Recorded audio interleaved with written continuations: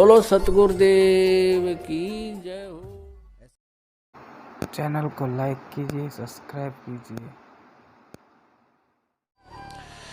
एक समय एक रानी थी, भक्त संत रविदास जी की शिष्या होगी वो। और जब तक वो संत रविदास जी कबीर परमात्मा के सर में नहीं आया था, यानी रहते थे साथ ही साथ वो, लेकिन परमात्मा ने भी उनको शरण में लिया नहीं था, क्योंकि रामानंद जी से उनको दीक्षा दिलाई थी। एक ब्राह्मण था और वो रविदास जी के पास गया और कहने लगा, रविदास जी चल गंगा में नहा के आते हैं।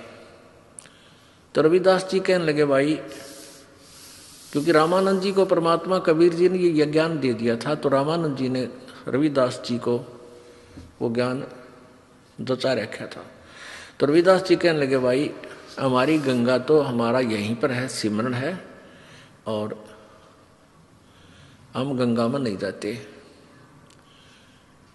काफी उसने कहा, नहीं मान्य रविदास जी। तो रविदास जी कहने लगे, भाई एक काम करिए। तो ब्राह्मण कहने लगा कि भगत जी कुछ गंगा में कोई पैसे डालने हो दान पुण्य करने खातिर दे दिए, मैं डाल दूंगा। उसने नहीं सोचा था ये 2-4 रुपये दे देगा, कुछ मंगा लिए, कह देगा डाला गंगा में। तो रविदास जी बोले, भाई एक काम करिए, ये ले जा मेरा 1 रुपया, और गंगा जी हाथ काट के जो रुपया ले वह न्यू हाथ में पकड़े तो दे आइए, ना वापस ले आइए।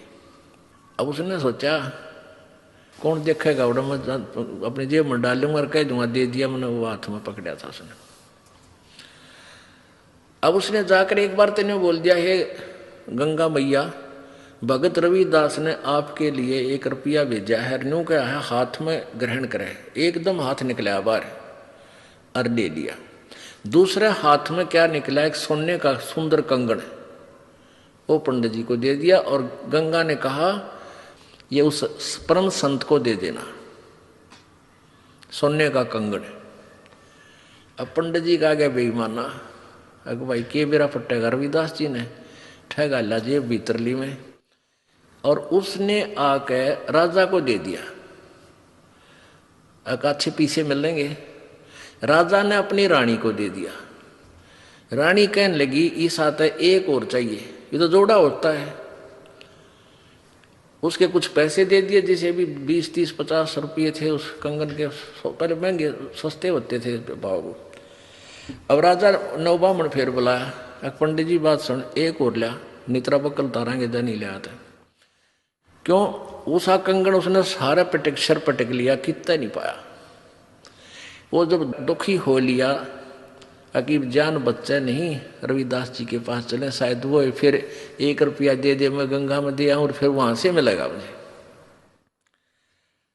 तो फिर रविदास जी के पास गया पंडित जी, कहने लगे, भगत जी आज तेरे हाथ में मेरे परिवार की जान है। राजा ने जब वो 1-2 बार नकारा कर दिया, जी और तो ना पाता, ने बोला रानी का आदेश है, या तो लिया, नहीं तेरे पूरे परिवार ने कोल्लू में पीड़ाएंगे। पहले ऐसे जुबान पर कानून होता था राजाओं का। अब वो बना डर गया, फिर आखिर में आया रविदास जी के चरणों में पड़ गया, रोए पड़ा पड़ा। रविदास जी कहने लगे, क्या हो गया, क्या हो गया ऋषि जी, क्या बात है, क्यों रो रहे हो? नो बोला, जी जान बचा दो, आज आपके हाथ में मेरे परिवार का जीवन है। रविदास जी बोले, भाई कहानी बता क्या है? नो बोला, जी आपने जो वो रुपया दिया था वो मेरी जान का झाड़ हो गया। रविदास जी बोले, भाई कारण बता, मेरा रुपये का कह रहा है, पहले तू ये बता, वो रुपया मैया ने लिया कि नहीं तेरी ने बोला, जी मैया ने लिया, एक हाथ से रुपया पकड़ लिया, दूसरे हाथ से कंगन दे दिया सोने का। मेरे को आ गया लालच, मैंने दे दिया राजा को, उसने मेरे 150 रुपये दे दिए उसके, यानी उसमें 100 रुपये तो आजकल लाख रुपये के बराबर थे। अब उसने रानी को दे दिया, रानी ने जिद कर दी कि एक और चाहिए, तो जोड़ा होया करे। अब वो दूसरा मैं सारा सर पटक लिया, मुझे मिल नहीं रहा, राजा का आदेश से जो दूसरा नहीं लेकर आया था, मेरे पूरे परिवार को खत्म करेगा। नो बोला, 1 रुपया और दे दे, मैं गंगा मैया ने देकर वो ले आऊंगा। नो बोला, इससे वो जहाँ वो जूते बना रहा था ना रविदास जी, वहाँ एक कुंडा होता था पानी का, एक कुंडा सा पानी का होता था, जैसे डोंगा टाइप मिट्टी का, जमीन में गाड़ दिया करते, उसमें से डोरी गिल्ली रखते थे वह, और जूते गांठ बनाते थे ना उसमें गिल्ली बोरी, और उसमें वो चाम भी भे कर रखते थे, चमड़े को भिगो कर रखते थे। पहले जो ये चमार जो जूते बनाते थे, ये जीव हिंसा का किया हुआ चाम नहीं लेते थे। कोई स्वाभाविक कोई पशु मर जाता था, उसी का चाम उतार के, यानी वो पाप के भागी नहीं होते थे, तो उसमें चाम भी भिगोया करता था, चमड़ा कुंड में। तो रविदास जी बोले इस कुंड में हाथ दे कर काढ़ ले जितने कंगन चाहिए। अब पंडित जी पहले तो दूर बैठा था, एक लत कपड़े से बोझ के, और मरता क्या नहीं करता, वो हाथ दे दिए उसमें, वो चाम के पानी में हाथ मारा तो उसके अंदर से 3-4 कंगन आए, एक जैसे, वो बिल्कुल डिटो कॉपी। अब रविदास जी बोला बाकी यहीं डाल दिया ना, और सामत आ जाएगी तेरी, एक ले जा अपना। अब उसने तो कलजा पाटन हो रहा था, वो तो लेकर चला गया। अब वो रानी ने पूछा भाई तू लाया कितने पल दनाटे था, सच्ची बता। उन्होंने सारी कहानी बता दी। तो वो रानी इतनी प्रभावित हुई ऋषि जी तय उससे, रविदास जी से, उन्होंने, रानी ने उसको गुरु बना लिया रविदास जी को।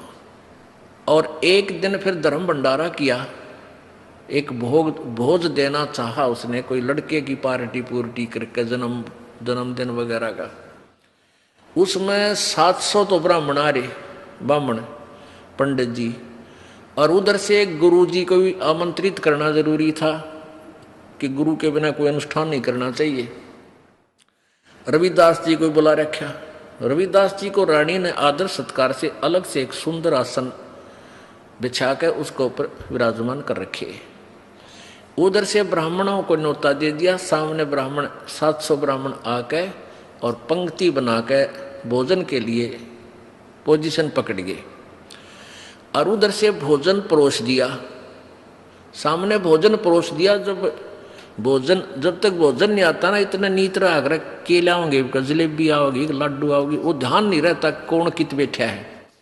जब पूरी थाली भर ली, जब देखा उन्हें इधर उधर करके, उन्हें देखा रहा यू चमार बैठा है यहाँ पर।